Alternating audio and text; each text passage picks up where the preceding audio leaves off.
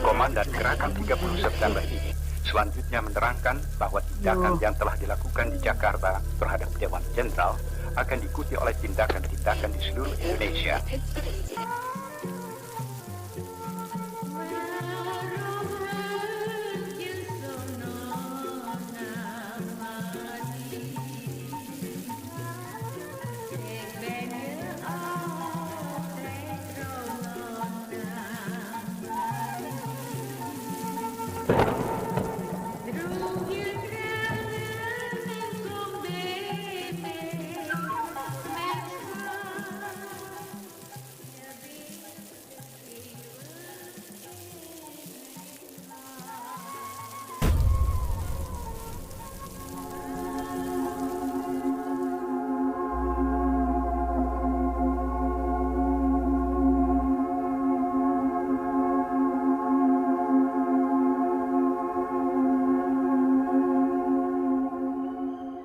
Assalamualaikum warahmatullahi wabarakatuh. Balik lagi bareng gua Irsal di segmen Radio Mistis. Pada episode kali ini, gua bakal bawain cerita nih dari Mas Kardiman yang berasal dari Kediri, Jawa Timur. Yang mana pada saat itu Mas Kardiman tengah merantau ke Jakarta dan bekerja di salah satu minimarket. Sebuah kejadian yang cukup menyeramkan dialami oleh Mas Kardiman. Belum lama ini, tepatnya pada Februari tahun 2022. Sebelum lanjut ke cerita, gue mau ucapin terima kasih dulu buat Mas Kardiman yang udah berkenan bagiin ceritanya ke sobat Mystic Hunter. Bersembunyilah di balik selimut kalian dan pasang earphone kalian, karena cerita yang gue bawain kali ini bakal bikin bulu kuduk lu merinding. Oke, kita langsung fokusin aja ke ceritanya. Jadi, Mas Kardiman ini merantau tidak benar-benar sendiri di ibu kota. Di sana ada Pak D-nya yang juga sudah menetap di Jakarta. Ia menikah dengan orang Jakarta dan sudah memiliki 2 orang anak di sana. Tapi Mas Kardiman ini tidak tinggal di rumah Pak D-nya. Mas Kardiman lebih memilih menempati satu rumah kontrakan yang jaraknya tidak terlalu jauh dari rumah Pak D-nya tadi. Pak D-nya juga selalu menawarkan Mas Kardiman untuk tinggal bersamanya. Pak D-nya berkata, "Man, kamu tinggal bareng Pak D aja nanti. Nggak perlu bayar kontrakan lagi. Man, duitnya." Kardiman menjawab, "Wis, ndak usah Pak De, ndak usah repot-repot, aku wis biasa mandiri." Pak D-nya kembali menjawab, "Ya udah nanti kalau kamu kurang, ngomong aja ke Pak De ya." Kardiman membalas lagi, "Nje Pak De." Mas Kardiman selalu menolak ajakan Pak D-nya itu, karena memang orang tuanya dikenal tegas dalam mendidik anaknya. Jadi intinya sebisa mungkin jangan sampai menyusahkan orang lain, walaupun dengan saudara sekalipun. Terlebih Pak D-nya memiliki 2 anak perempuan, menambah rasa tidak enak Mas Kardiman kalau seandainya tinggal di sana. Pak D-nya Mas Kardiman juga dikenal sangat baik dan seringkali menanyakan keadaan Mas Kardiman yang tinggal di kontrakan sana. Oh ya, jadi rumah kontrakan Mas Kardiman bukanlah kamar kos-kosan, melainkan rumah petakan yang ia sewa di sana. Ada 1 buah ruang tamu, 1 kamar dapur, dan kamar mandi. Malam itu, saat Mas Kardiman sedang bekerja, tiba-tiba Mas Kardiman mendapatkan telepon dari budenya. Budenya mengabarkan bahwa Pak D dilarikan ke rumah sakit karena terjatuh dari kamar mandi. Budenya berkata, "Man, Pak D-mu masuk rumah sakit, dia jatuh dari kamar mandi." Kardiman lantas menjawab, "Astagfirullah, ya udah Bude, aku tak langsung berangkat ke sana ya." Setelah diberikan alamat rumah sakitnya dan nomor kamar tempat Pak D-nya dirawat, Mas Kardiman langsung izin ke atasannya untuk pulang lebih awal dan meluncur dari tempat kerja menuju rumah sakit menggunakan sepeda motornya. Saking terburu-burunya pada waktu itu, Mas Kardiman ini sampai lupa melakukan absen fingerprint. Sesampainya di rumah sakit, Mas Kardiman bertemu budenya dan 2 sepupunya yang sedang menangis terisak. Lalu ditanya oleh Mas Kardiman, "Bude, Pak De dirawat di mana Bude?" Budenya menjawab, "Pak Demu udah gak ada Man, Pak Demu udah meninggal." Kardiman menjawab, "Innalillahi wa inna ilaihi rajiun." Tangis Mas Kardiman juga pecah pada saat itu. Kata pihak rumah sakit yang menangani, Padenya tidak mampu bertahan karena pembuluh darah di otaknya pecah dan padenya memiliki riwayat penyakit darah tinggi. Singkat cerita, jenazah pun dipulangkan dari RS menuju rumah duka pada malam itu juga. Setelah sampai di sana, terlihat tenda dan bendera kuning sudah terpasang. Tangis haru menyambut kedatangan jenazah Pak D pada malam itu. Jenazah langsung dibaringkan di sebuah dipan khusus jenazah yang diambil dari masjid setempat. Dan entah tradisi atau hanya sekedar wewangian, dia juga tidak begitu tahu. Mereka membakar sebuah dupa di bawah dipan jenazah. Aromanya itu sangat khas, tapi Mas Karima sendiri tidak menyukai wangi itu. Ia selalu merasa pusing ketika mencium bau bakaran dupa tersebut. Bahkan saat membacakan surat Yasin, ia juga kurang fokus karena bau wewangian yang tidak ia sukai. Sementara itu, orang tua Mas Kardiman dan sanak saudara langsung terbang dari Kediri menuju Jakarta. Diperkirakan sampai rumah duka sekitar dini hari. Akhirnya, sekitar pukul 2 dini hari, orang tua Mas Kardiman tiba di rumah duka dan memberikan bela sungkawa ke budenya. Setelah keadaan sudah mulai kondusif, Mas Kardiman memutuskan untuk pulang ke rumah kontrakannya dan akan kembali pada pagi hari nanti. Ia juga menawarkan ibu bapaknya untuk menginap di rumah kontrakannya, tapi ibu bapaknya menolak. Kardiman berkata, "Bu, mau istirahat di kontrakanku atau gimana?" Ibu Kardiman menjawab, "Nggak usah, Le, ibu sama bapak tidur di sini aja nemenin budemu." Kardiman menjawab, "Oh ya udah." Mas Kardiman pun pulang menuju kontrakannya. Ia juga sudah izin ke atasannya untuk bertukar libur esok paginya. Pagi harinya, ia kembali lagi sekitar jam 8 pagi. Wajah Mas Kardiman terlihat suntuk karena mungkin kurang tidur. Singkat cerita, proses pemakaman dilakukan ba'da zuhur. Setelah sampai di area pemakaman, proses penguburan jenazah pun dimulai. Karena anak-anak Pak adeknya adalah 2 orang perempuan yang belum menikah, jadi proses penyambutan jenazah dari keranda menuju liang lahat dilakukan oleh anggota keluarga terdekat laki-lakinya. Waktu itu yang turun ke liang lahat adalah ayah Mas Kardiman sendiri, Mas Kardiman serta Pak Leknya. "Tali pocongnya dibuka semua, jangan ada yang ketinggalan. Itu mukanya biar nyium tanah," kata salah seorang warga yang menghadiri prosesi pemakaman tersebut. Singkat cerita, acara pemakaman pun berjalan lancar. Mulailah satu persatu pelayat meninggalkan area pemakaman. Sementara sanak saudara yang hadir kembali ke rumah duka untuk menyantap makanan yang disediakan oleh pihak keluarga. Setelah acara makan dan menjadi momen kumpul keluarga, satu persatu anggota keluarga beranjak pulang, termasuk orang tua dari Mas Kardiman yang harus kembali ke Kediri. "Le, ibu sama bapak pulang ya, karena harus ngurusin keperluan adik-adikmu sekolah nanti." Kardiman menjawab, "Oh enje bu, hati-hati." Singkat cerita, sekitar pukul 3 sore, Mas Kardiman juga pulang ke kontrakannya. Ia sangat kelelahan, terlebih istirahatnya juga kurang. Ia langsung pulang menuju ke kontrakannya. Sesampainya di kontrakan, ia langsung merebahkan badannya di kasur tanpa mandi, cuci muka, atau berwudu. Bahkan di sini Mas Kardiman masih mengenakan sepatunya yang belum dilepas. Mungkin karena efek kelelahan, Mas Kardiman pun terbangun sekitar pukul 11 malam. Ia agak bingung waktu itu.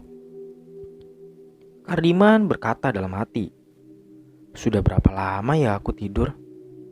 Perutnya mulai terasa lapar. Mas Kardiman langsung menuju dapurnya untuk masak mie instan.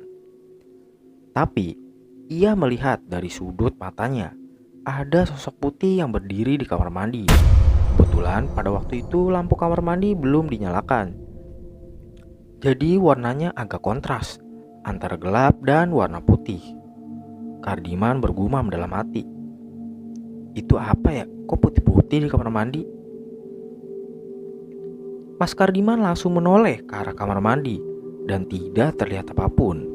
Setelah dipastikan tidak ada apa-apa, ia langsung mengangkat mie-nya dan menyantapnya di ruang depan.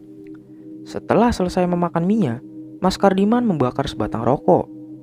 Tapi selang beberapa menit di ruangannya, samar-samar tercium seperti bau dupa yang ada di rumah padenya. dicari-cari sumber baunya dari mana. Kardiman bergumam dalam hati. Asem. Kenapa bau kayak gini sih? Gak tahan kan nyium baunya. Apa baunya berasal dari baju aku ya? Kan tadi ikut yasinin Pade juga. Setelah dicium olehnya, ternyata bukan dari sana sumber baunya. Bau dupa itu semakin menyengat setelah Mas Kardiman mendekati arah dapur. Ketika sekitar 2 langkah menuju dapur, tiba-tiba terdengar suara yang memanggilnya. Man, Kardiman. Mas Kardiman penasaran. Akhirnya Mas Kardiman bergegas menuju dapur. Sementara itu, bau dupa khas orang meninggal semakin menyengat.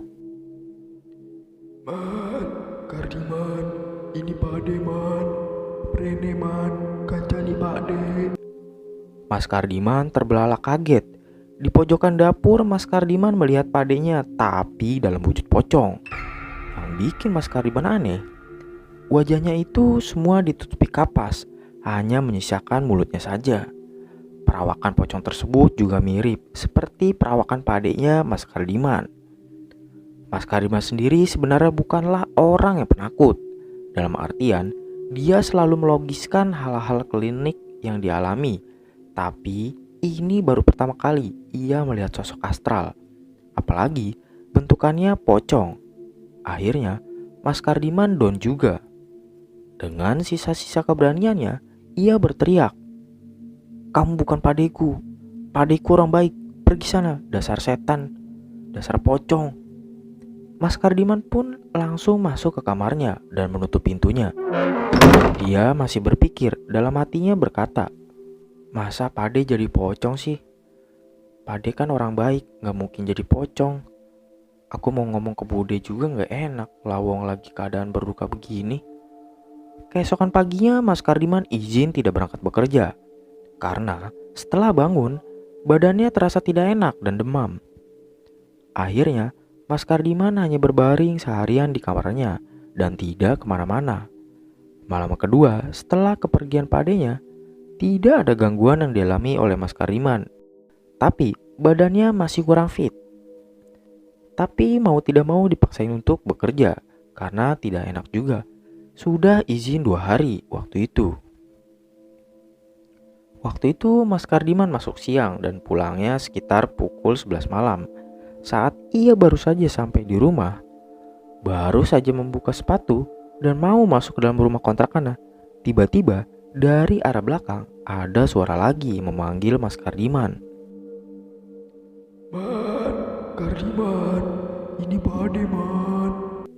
Sebenarnya di sini Mas Kardiman tidak mau nengok ke belakang karena sudah tahu itu pasti sosok pocong yang kemarin.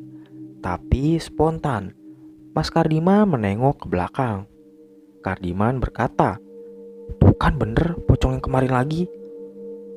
Mas Kardiman sangat ketakutan, perasaannya campur aduk kala itu, dan tidak tahu harus berbuat apa. Kardiman berkata, "Ya kalau memang ini bener Pade, ya jangan gangguin aku lah Pade, aku takut, ojo medeni." Mas Kardiman pun langsung ke rumahnya dan langsung terduduk lemas di ruang depan kontrakannya. Sementara itu, bau dupa bakar itu kembali tercium dan kali ini lebih menyengat dari sebelumnya, seperti memenuhi ruang depan kontrakannya. Kardiman berkata, "Jancuk, apalagi nih?" Ketika Mas Kardiman menoleh ke arah kiri, terlihat ada sosok pocong menyerupai Padenya, duduk tepat di sebelahnya. Man, iki Pademu man. Koe ra usah wedi man. Kardiman sontak berkata, "Astagfirullahaladzim." Mas Kardiman langsung lari keluar, lalu menyalakan sepeda motornya dan pergi menemui budenya pada malam itu. Kardiman bergumam dalam hati, "Ini gak beres nih. Ya udah, mau gak mau aku harus ngomong ke Bude." Sesampainya di rumah budenya, Mas Kardiman langsung mengetuk pintu. "Assalamualaikum Bude. Bude, ini Kardiman Bude." Budenya menjawab, "Waalaikumsalam. Ada apa man? Sini masuk dulu. Tumben kamu tengah malam datang ke sini. Katanya tadi masuk siang kerjanya." Kardiman menjawab, "Iya Bude. Bude, Budenya menjawab sambil menenangkan. Ada apa, Man? Ya udah nih, kamu minum dulu. Ayo ngomong, ada apa? Kardiman kembali menjawab. Tapi janji Bude jangan marah ya. Budenya berkata, loh, marah kenapa? Udah Bude gak marah, ngomong aja, Man. Kardiman lalu menjawab, aku didatangi Pak Ade. Pak Ade teko nang omah. Pak Ade pakai pocong. Budenya menjawab, walah, gak mungkin, Man. Ya kalau memang itu Pak Ade pasti datang ke sini, gak mungkin temuin kamu. Itu pasti jin. Kardiman menjawab, sumpah Bude, aku ra ngapusi, aku gak bohong. Budenya menjawab, ya udah Bude, panggilin Pak Lemu ya, tunggu sebentar. Budenya Mas Kardiman langsung menelepon Pak Lenya. Karena posisinya sudah tengah malam, Pak Lenya agak lama angkat teleponnya. Setelah beberapa kali ditelepon, Pak Lenya mengangkat telepon. Dan kira-kira setengah jam kemudian, Pak Lenya tiba di rumah Bude. Assalamualaikum. Ini ada apa? Kamu kenapa, Man? Dipeganglah kepala Mas Kardiman. Pak Lenya langsung berkata, oh ini kamu kena sawanan, Man. Sawan mayit jenenge. Bayu, tolong ambilkan beras ya. Segenggam aja. Diambillah beras sisa talian tadi. Oh iya, kalau talilan biasanya sohibul musibah menyediakan sembako. Terkadang juga kudapan, ya tergantung juga masing-masing daerah. Setelah beras itu diberikan ke Palenya langsung keluar rumah dan mengambil segenggam tanah bekas lokasi pemandian Padenya. Lalu beras itu dicampurkan di tanah yang diambil tadi, ditumbuk dan dibalurkan ke kening Mas Kardiman, ketiak, perut hingga telapak kaki. Palenya menjawab, wis nggak apa-apa. Sekarang kamu mau gimana, Man? Mau tidur di sini apa di kontrakanmu? Kardiman menjawab, aku tak balik ke kontrakanku aja, Pale. Palenya menjawab, oh ya udah, Pale temenin kamu malam ini ya. Kardiman menjawab, nje Pale. Palenya pun kembali menjawab, lain kali kalau habis dari perkuburan jangan langsung mandi, ganti baju dan berwudu dulu. Akhirnya malam itu Palenya tidur bersama Mas Kardiman di kontrakan. Dan tidak ada lagi teror pocong yang menyerupai Padenya. Keadaan badan Mas Kardiman pun berangsur-angsur membaik. Mas Kardiman sendiri juga masih merasa aneh, karena biasanya yang rentan terkena sawan mayit adalah anak-anak. Kenapa ini bisa menimpanya? Kurang lebih seperti itulah cerita kiriman dari Mas Kardiman. Semoga bisa memberikan pelajaran dan semoga bisa menghibur tentunya. Tapi sebelum kita berpisah, gue mau infoin lagi nih ke Sobat Mistik Hunter. Buat lu yang punya pengalaman mistis dan mau kita bawain di segmen Radio Mistis, lu bisa kirim lewat email yang udah gue cantumin di deskripsi. Gue Irsal, menceritakan apa yang kalian tidak percayai. Sampai jumpa lagi di segmen Radio Mistis episode selanjutnya. Wassalamualaikum warahmatullahi wabarakatuh.